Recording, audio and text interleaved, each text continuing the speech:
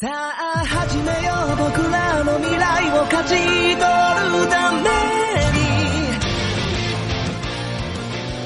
Hello, and welcome to Superhuman Samurai Syber Pod, Season 2, Episode 4. What is this thumping heart? Sadly, this is not... I assume that the kaiju in this episode would be like a giant Edgar Allan Poe. Oh, man. Oh, man, that would be or great. Or possibly just like a giant human heart. Yeah. Like in that one episode of Teen Titans. All of these are excellent, and I strongly support them. Or like isn't there a giant human heart in the Science Museum in Columbus? I think so. That sounds like a thing that is a thing.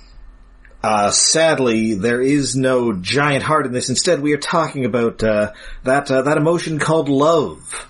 A little, kind of. Kokoro. Sort of.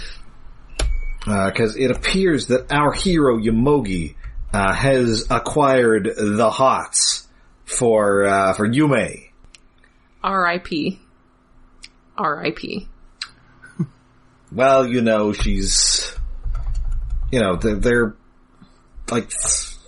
5 women on the show. One's his mother, one's his boss, one looks like Irma from Ninja Turtles, and the other one may or may not be underage. So... What? She's in middle school. We know she's underage. Okay, then. I mean, he's also underage, but... Yes, well, he's in a high school. Young enough to be creepy. Yeah. Yes. I mean, Sailor Moon. I guess... Tuxedo Mask was way too old, is what I'm saying. And it was creepy. Yeah, wasn't he college age in the original manga? Yes. Yeah. Yes, he was. That's not good, no. Did they change that for the Deke dub? Oh, yeah. A little bit, maybe not enough, but... One of the things they should have changed, unlike making one dude into a lady and making a couple of lesbians into cousins. Yeah, cousins. Well, wait, air quotes, cousins. Was Sailor Moon in middle school or high school? Brr. I don't know if it was ever specific. I feel like English, early on they were 14. But I think they might have dubbed it more like 16. Probably. So that if he was 18, it was less creepy. Yeah. I mean, I would say, I don't think they did it just for that, but their relationship's kind of a fundamental part of the story, so actually, yes. Now, instead of him throwing, a rose so hard that it embeds in the pavement, I'm picturing him throwing one of those cards from the 4th Transformers movie. If you'll examine that card, you'll find this is totally okay, Mark Wahlberg. Yes. Anyway, yeah, Chisei is definitely not dateable without being kind of creepy. Yeah, but no, Yume, she's kind of got the mysterious thing going. She's kind of got like Taylor Swift's hair. It's cool. It's okay. I would just also like to mention that as of this episode, I'm just going to be watching the dubs, so that I'm not having to so I can take a second to scribble notes and not have to pause everything because I'm going to miss dialogue. That is what I've been doing too. I too am watching the dubs mostly because I'm a total plebe. Well, for you, yeah, but it's like me. It's like it started playing in the dub. It's like, yeah, okay, it's easier to take notes. Yeah, I mean the thing is, I'm a total plebe, but not a total weeb. Thanks to Squid Game, the normies are having the whole subs versus dubs discussion, and I think that most of the most important topics of our times, it's a complicated issue. I think the subs are definitely important in being more of the, original content, but on the other hand, with dubs, I mean, I'm a very fast reader, so I find that often if I'm reading subtitles, I have long finished the line, as it's being delivered, so it kind of ruins the timing of the dialogue. Yeah, that's it. Well, and also, how sentences are phrased is different than what they're actually... I know just enough Japanese to know, or also word order in Japanese is some sort of backwards, so it's you have the noun at the end was at the beginning, and it was it throws me off sometimes. That's why a good dub is good. Yes. And, whereas Omni Productions is not. We're a funny dub. It's hilarious. But, and in something that's this visually involved, that does, draw my eyes away from what's going on the screen. I will say, however, regarding Squid Game, I have not started watching it yet, but I absolutely cannot handle dubbed live action. So I definitely feel like people should be watching that subtitled. Yeah, unless it's a Godzilla movie, it's just weird. I saw, I think Pluto, when I was watching Pluto a lot, during the pandemic at work. I say as though the pandemic only occurred at my workplace. They had Battle Royale, and I put it on, and it was dubbed, and I was like, I literally cannot watch this. Yeah. This hurts. It's harder to take serious a dubbed live action, even if it's done really well, but it's hard to do well. Lip flaps are more exact. So I think it's something that both have their pluses and minuses, but I have chosen to start watching the dub for this, just like I said, because that frees up a little, to be able to actually scribble things down.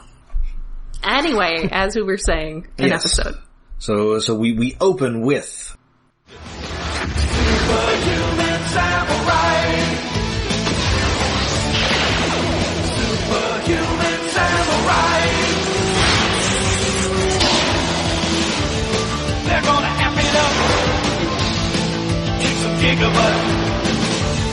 They're gonna rip it up. A hero always makes the cut. Superhuman samurai. we open with one of our frequent training sessions, which Yume has totally blown off, which Yomogi immediately assumes, oh, she must be doing that, weird, obsessive thing where she just, ghosts a guy for no reason. Well, I felt like what he was thinking about was she does that, so if she's actually keeping an appointment, it must be something that important that he should then be jealous of. That was the vibe that I got, was, well, she ghosts everybody else. Who is this who she's not ghosting? And, meanwhile, Gauma is just asking Yomogi why he sucks so friggin' bad.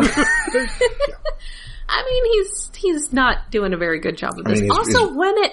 When Dynasoldier falls over and he gets out of it, he's getting out of its eye, and it's weird. And then he falls into the river. Yeah. Yes. Which then will become a plot point for the rest of the episode. Yes, because this is a Peter Parker has a cold but has to fight the Rhino kind of episode. Yeah. Yes. Smash cut to coffee. Grab a cup of Starbucks. Well, wait, yes. he has to go to work, so he's like, I gotta go to work. He's having this whole conversation with Gauma, and in the background you hear the car noises from the other practicing going on. Yes. From our slacker buddy. Yes. Doing his own practicing. But I just love that it's off screen, but you hear the, screeching race car sounds. But, yes, then we go to Starbucks. Yes. I need a Starbucks t-shirt, or at least a mug. Yeah, I really, Starbucks mug. I did do a little look to try and find a Starbucks mug. The problem is Google wants to autocomplete to Starbucks every damn time.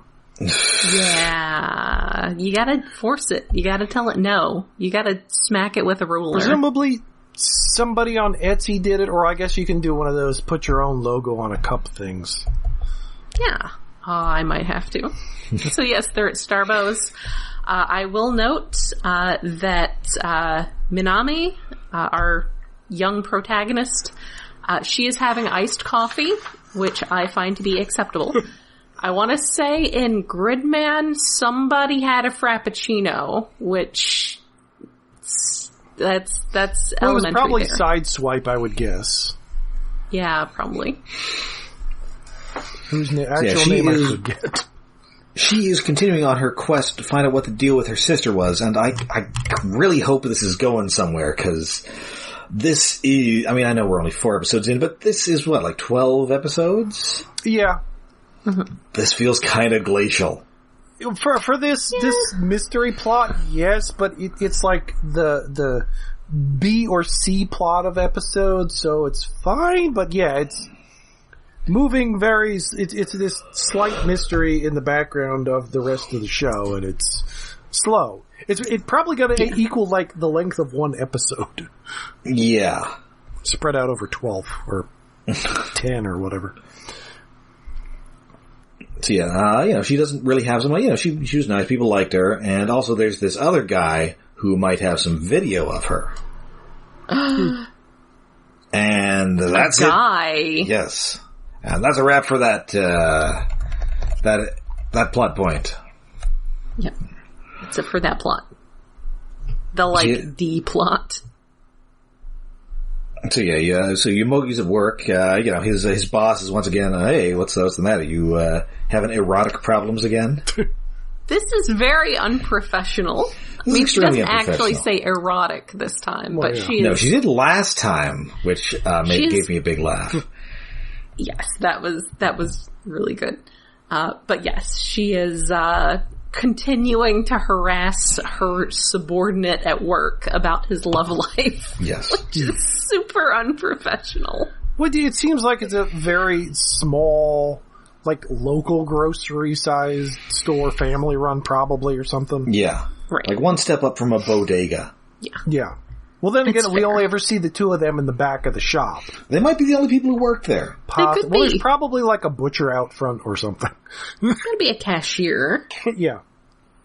Anyway, she's being very unprofessional. Yes. True. But And- she's also charming. Yeah, that's how she, come on, man, you like her, you gotta ask her out, get it wet, man. No. Or it'll be too late. Yeah. Yes.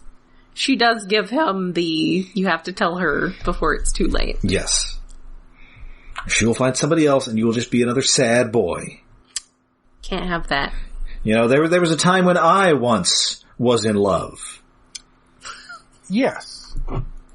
Me, an ancient hag. Yeah, she has this whole thing about how, I'm old enough that I've loved and lost a bunch of times before, and then he says something about her age, and she's like, are you calling me old? It's like, you just called yourself did it old. yourself. I mean, I feel you, sister. Yeah. Anyway, yeah, we see that, Yume is visiting with her friend Irma again, and they're in like a karaoke booth. There is some sort of bizarre CG video happening. Is this something? This feels like it's something. Well, it may be a vague Ultraman-ish reference. I think the song is from Inferno Cop or something, or one of the other Trigger shows. Oh. Inferno Cop sounds amazing. Yeah. It's the animation's about, it's like even cheaper than Aqua Teen Hunger Force. It's like very flash slideshow, but it's funny from what little I've seen. Yeah, it is from Inferno Cop. Anyway, they're laying in there in a karaoke bar. It's a stupid karaoke video. Okay. Just normal stuff. It's normal stuff of two girls laying down on a couch together, heads close to each other, hands touching faintly, talking to themselves. Extremely straight. Just the straightest possible straight things. Just gals being pals. Yeah. Yep. Well, I think in this case, it's one gal who is actually a pal and one gal who is wishing it was otherwise. Yeah. I could see that. Yeah, that does feel like the dynamic. Yeah, Japanese Irma here is, is one episode away from giving her an Indigo Girls mixtape. Well, you would hope, but I've watched too much anime and the subtle but not so subtle Yuri baiting, the lesbian baiting happens a lot. Yeah. And most of the time, nothing ever comes of it. Occasionally, it does go full lesbian kiss or something. More often than that is, surprise hetero relationships out of nowhere. It's like, wait, why was there a dude? She has a boyfriend? How? She can't have a boyfriend. Look at her. You've seen what she does. She's anime Irma. She drives a Subaru, come on. Yeah, come on. Or whatever I guess the Japanese version of the Subaru is Japanese. I know, but there's probably a more specific gag reference in Japan. There may not be the same cultural it's probably a smaller car. For one. Anyway. Oh, and there's, Now I'm curious. well, you can probably find it somewhere online. And there's Chisei hanging out at, Koyomi's place again. Well, first, we don't see her at first. We just see him in bed. We hear a video game in the background, and he doesn't realize she's there. And he gets a call from Yomogi's boss. What was her name? Right. I forget. Inamoto? Yeah, because she was talking to Yomogi about, I was like, you should ask them out for a date. And she's like, must have been off screen. It's like, oh yeah, I should ask that slacker for a date. No, you can do so much better. Well, I'd say even though she's working in a grocery store. The only person we ever see her hanging out with is her teenage employee. Yeah. That's fair. It's entirely possible there was the whole flashback where she was the one being a delinquent, so I guess it's possible she is not really in a position to do significantly better. This guy seems to be a perfectly nice guy. Yeah, he's got a cool haircut. He's not employed, but he can be like he's kind of like a kind of a himbo, I guess you would say. Yeah. I guess. And she's presumably recently divorced. At least that was the implication. Right. Yes. Oh, and also we see the hints of our Kaiju of the Week, which I think kind of looks like Dillo, one of the deployers from Beast Machines. It was kind of like a weird spiky thing, and its second release kind of had these colors. Yeah, I can see that. Those were fun little toys. I love those little toys. I definitely have held on to those. And although it did not have the actual spinning buzz on its back, which makes me think of, what is it? Who's the kaiju in that, Godzilla versus Gigan, that's it. Well, also it's a sort of a laying down Mogera a bit. Okay. I don't know what that is. It's a robot mole monster. Okay. From, Godzilla vs. Space Godzilla and, originally from Mysteriums, I think. It turns a car into 2D. Yes. The important thing here. Its ability is... Yes. Because he's got that job as like a traffic sign holding guy, and then he's also like one of those guys you hire like with a spinning sign outside of a pizza place or something. Yeah, it looks like an arcade. Yeah, it looks very much... It's like arcade text, like big, bright, big angry letters. And that would match a little later, where he's fist fighting and there's like some very video game music going on. And I figured that was probably referencing him having his sign from the arcade. Yeah, that was... So I think it's an arcade. Or probably a specific arcade, but I don't know. Yeah, possibly. Yeah, so, he gets out of training for the day because he's so sick, but he does still go to school, and there's an assembly to meet our new transfer students. 3 totally normal people, and 1 weird freak who just dressed like he's in the Navy. Yeah. He does not bother putting on just normal people clothes. Nobody ever does in this series. No, so we've got 3 students transferring in from Kansai Prefecture, and this guy transferring in from the Love Boat. Well, one of the 4 other kids was presumably a foreign exchange student or something, I think. Right, but they're all dressed in, like... normal clothes, yes. Clothes that do not make them look like they just escaped from Sgt. Pepper's Lonely Hearts Club Band. Yes. Yes, we have 2 kids from Kansai, 1 from America, and 1 from space. Yes. Yeah. One from Scientology's Sea Org. Give him a big hand, everybody. Also, Yomogi is being very responsible and wearing a mask, as you should when you have a cold. That's correct. And then, of course, he turns up in their class, and, they meet he gets the protagonist seat. Yes. Yes. He's right next to the window. Yeah, right by the window. He sits behind, Yume? Wait. Or was it, remind Yume. Yeah, so after class, those two get together and they're all, what's this guy's problem? What's he doing just being in our class? And this is Sizumu? Yes. I didn't write down his name. Okay. Yes, and, Shizumu. yeah, Shizumu. so he Shizamu. drops, so yeah, he just Shizamu. drops into the conversation. He's like, yeah, no, I was just, curious about you guys. What's your whole deal with, and, I'm sorry, you're asking us our deal? What's your deal? You're 5,000 years old. And you're also in control of giant monsters. Our deal is not that interesting. Our deal is that we're just people trying to do normal people things. I work in a grocery store. She has unresolved trauma. Neither of us are 5,000 years old. No. What are you doing being in our class?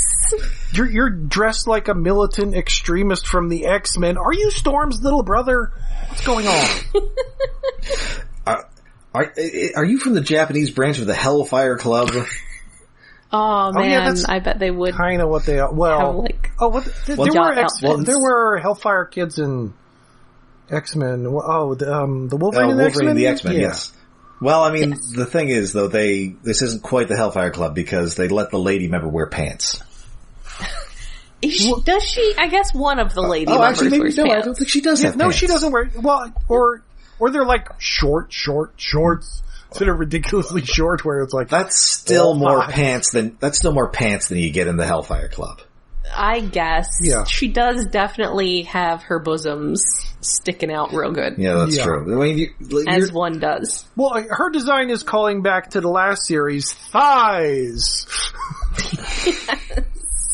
Zietai Rukai, or however you pronounce that. Zietai Ryoeki. That's with stockings. She doesn't have that. That's the space between a skirt and the top of the thighs. The absolute territory. Oh, the vagina bones. Oh, that's higher. That's another. Isn't the absolute territory one of the bad guys on Gundam? No, it's. I forget if it it came out first or after. I think it's an Ava reference.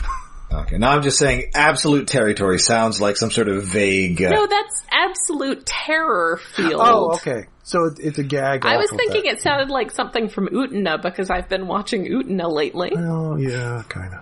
I don't know what that is, but I'm going to assume it's an anime about Jawas. That's fair. Utena! Oh man, Utena as like a stage play with Jawas. That'd be hilarious. I am, from here on, going to refer to the area at the top of the thighs as the absolute terror field. Yeah, that about tracks with my last relationship, too. What? That's the thigh gap, I would think. He says, straightening his tie.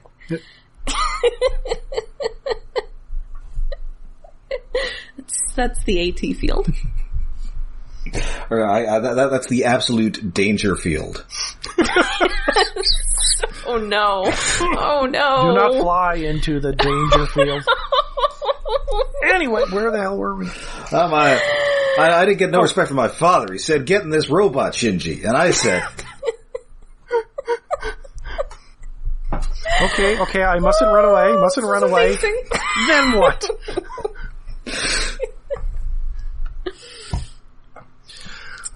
This is amazing. And I said, hey, we got a lot in common. I met this kid, Yuri, said, we got a lot in common. My mother's a giant monster too.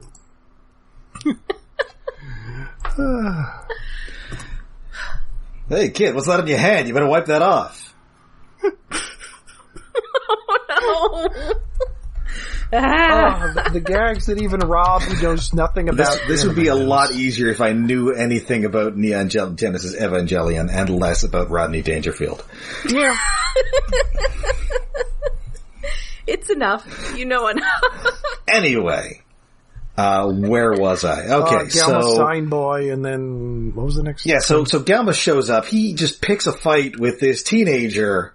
I really love this is kind of the highlight of the episode for me. Now that I'm listening to the dub, one of them, I think Yomogi is just like, it's Gauma. Oh yeah, it's a good He does this deadpan. very good job of like, oh boy. Although I guess before this guy's kind of trying to explain himself, where he's like, everybody's trapped by something, and kaiju free them. Of being alive, I guess. Yeah, he's drank the Kool-Aid or whatever. We don't create the kaiju, we just control them with our spooky powers and make them destroy cities. I don't see what the big deal with you guys is. We want them to have a place in society, destroying society. As you do. We want what you want, the destruction of civilization.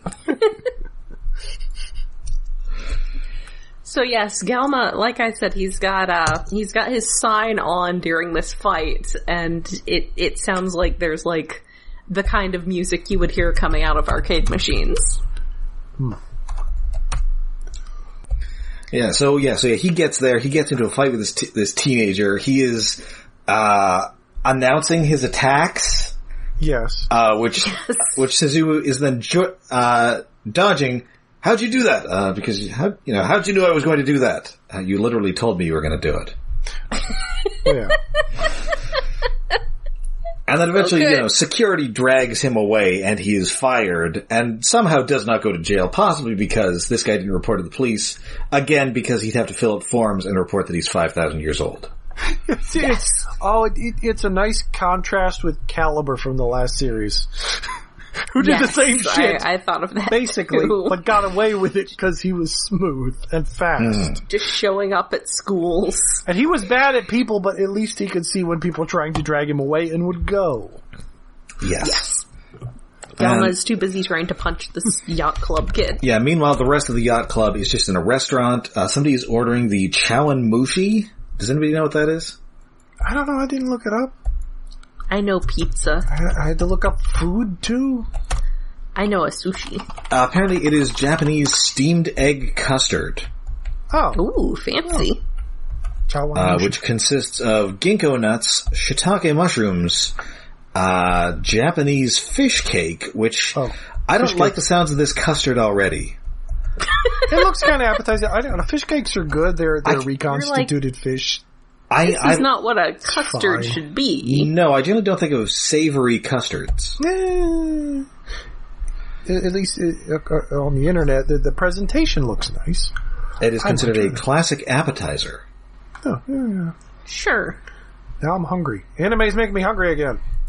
Well, anime does love depicting food. Yeah, we don't actually get a shot of the food, though, sadly. Yeah, we do not see the chawanmushi. She just orders it, which also wonders, how are these people getting money? This is a good question. They're spoiled yacht club yuppies from 5,000 years ago. They have a bank account? I don't know. They probably made some good investments along the way. It's one of those, like, vampires being super rich because they made good investments along the way kind of things. I mean, I guess, have they been continuously alive for 5,000 years? Or were they around 5,000 years ago and they were transported to the present?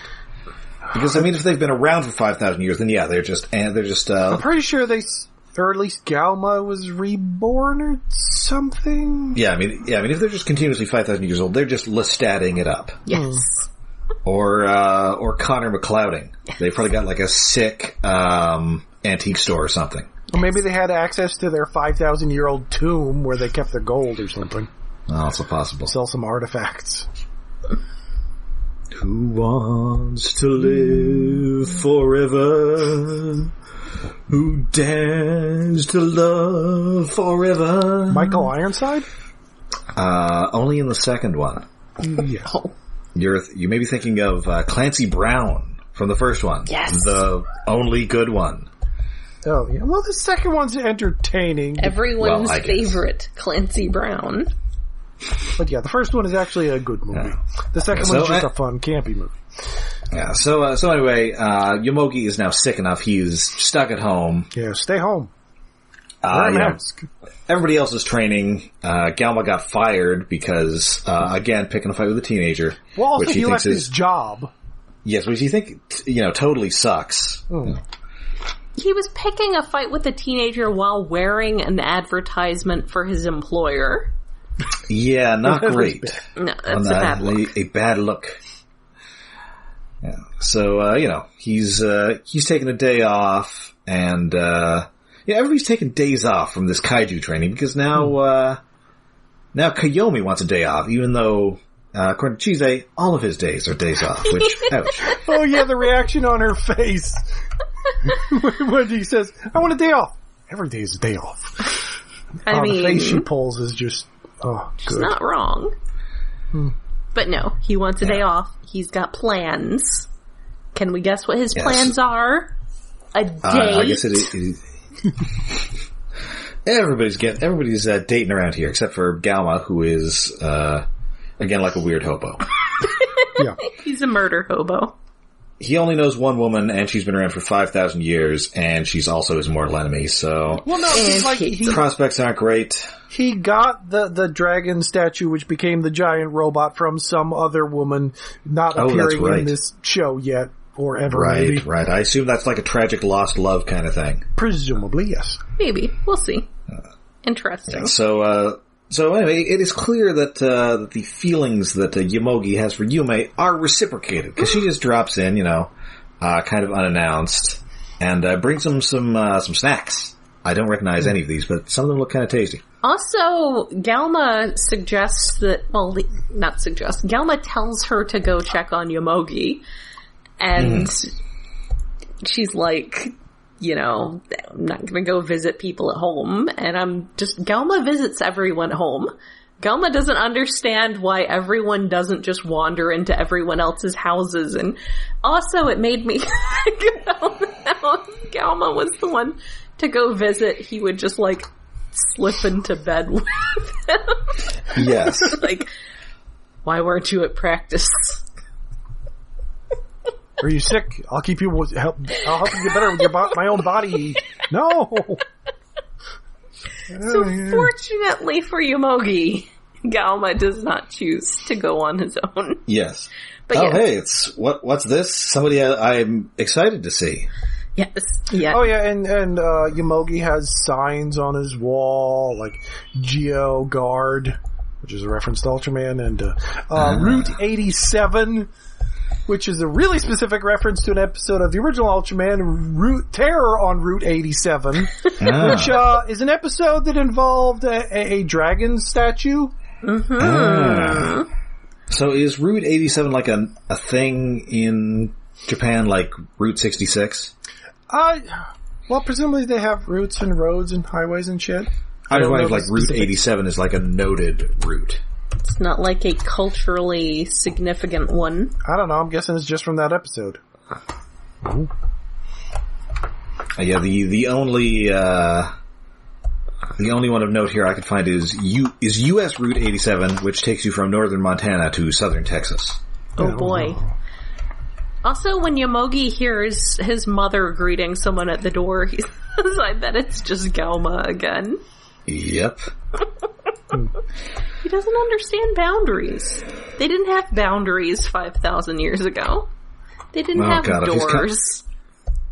Best case scenario, he's not fully nude. Like last time? Yes.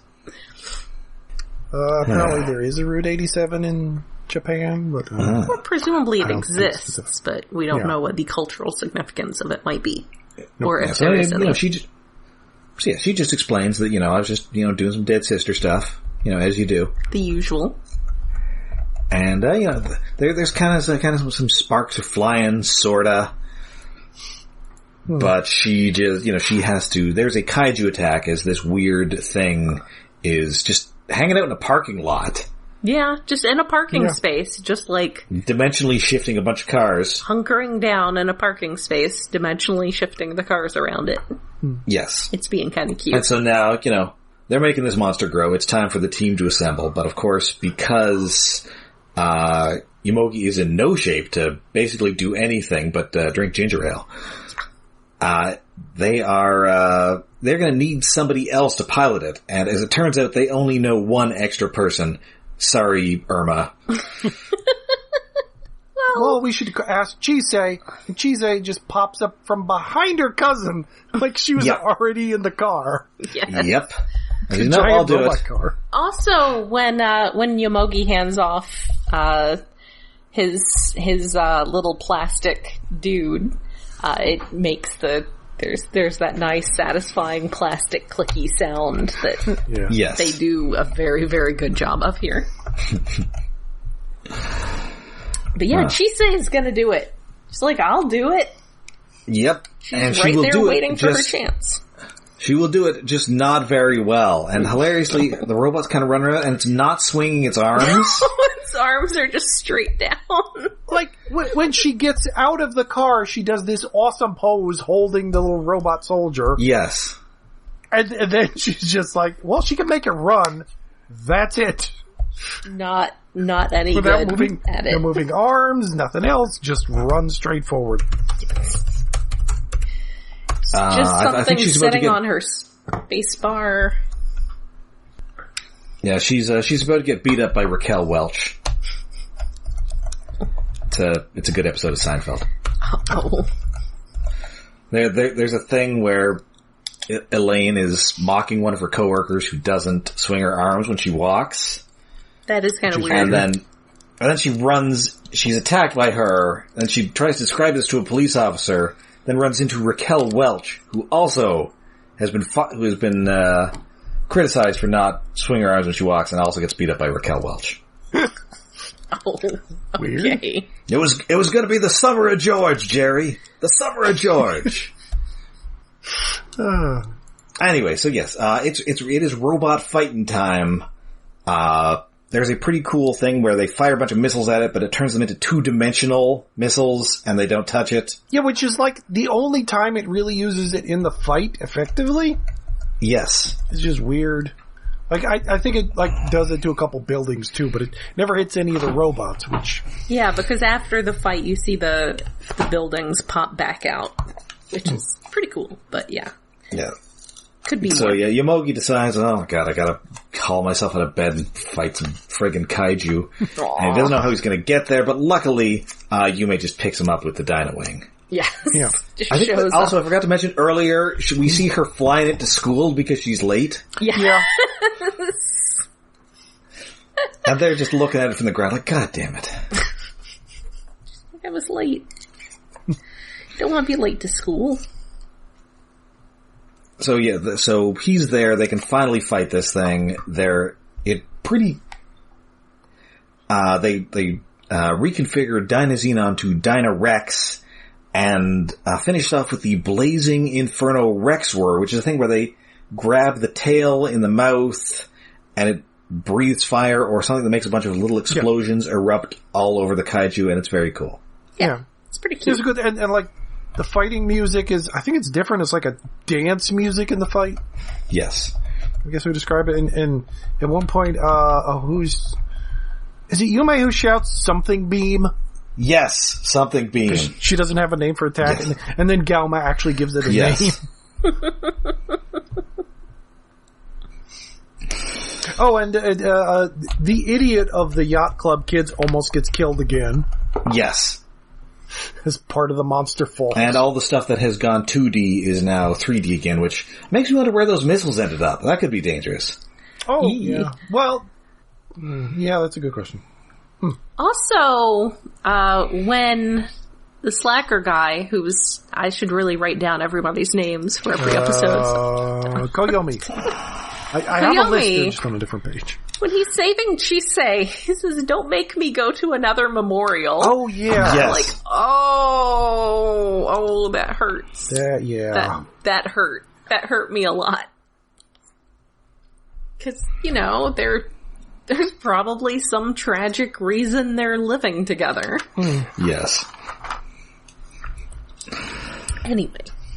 And yeah, so Gauma's, they're back, everybody's, Chise is very happy to not be dead, and she's going to train real hard to be the backup pilot. And Gauma's thinking, geez, can anybody fly? Can anybody just pilot these things? I mean, it's a good question, but... Are they really that easy, or have I just wasted 5,000 years mastering this skill that anybody can just, pick up in an afternoon? So I got trained for 5,000 years to become the master of tic-tac-toe or something. I mean, she could operate it, but she wasn't any good at it. Well, no. But I mean, clearly, these rando Japanese teenagers figured it out pretty quickly, so... Right. Yeah. They're not even 5,000 years old. What is up with these people? Well, the problem is him conflating controlling the robots with controlling kaiju. And in the first episode, he couldn't control the kaiju with his own rampage.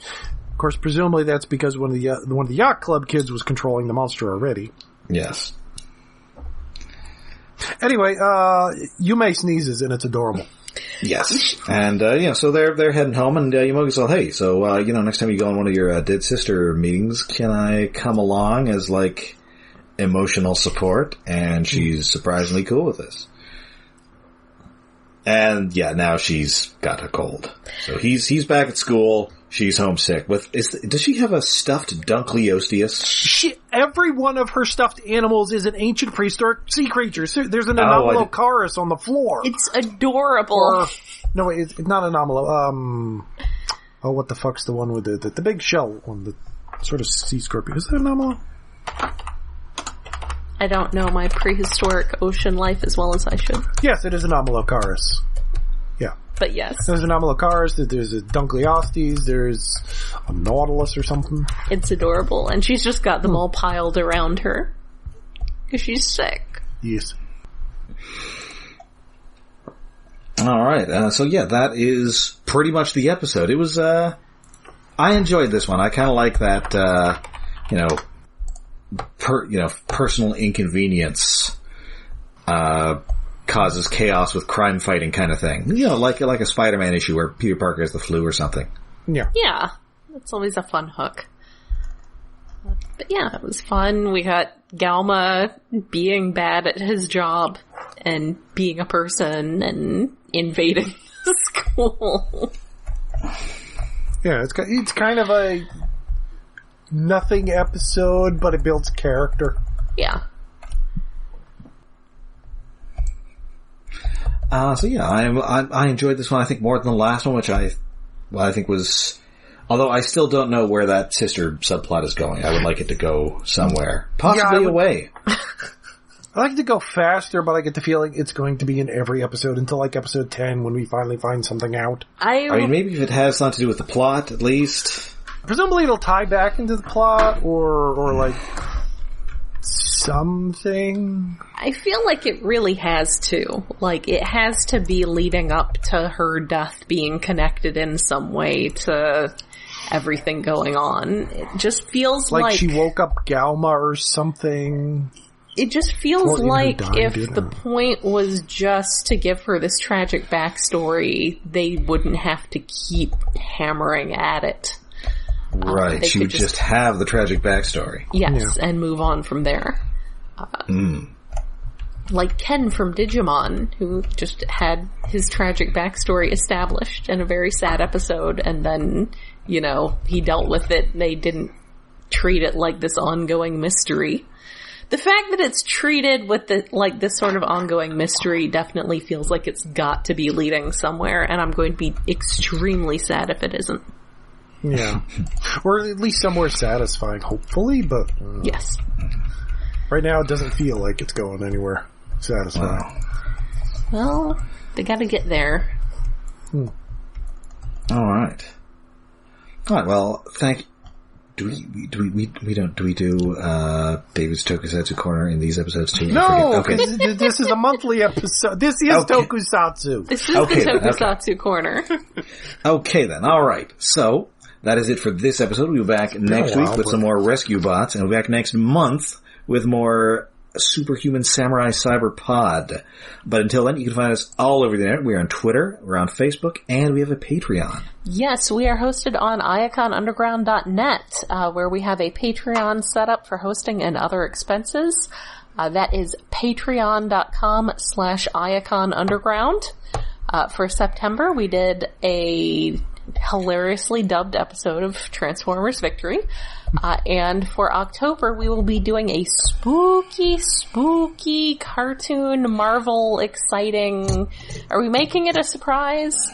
I feel like we're making it... Yes, a Halloween treat from the twisted mind of Rob London. Yes. From the archives. So yes, Halloween we will have something absolutely spooktacular for you. That's right. You will look in your bag of treats and find that much like Charlie Brown, you got a rock.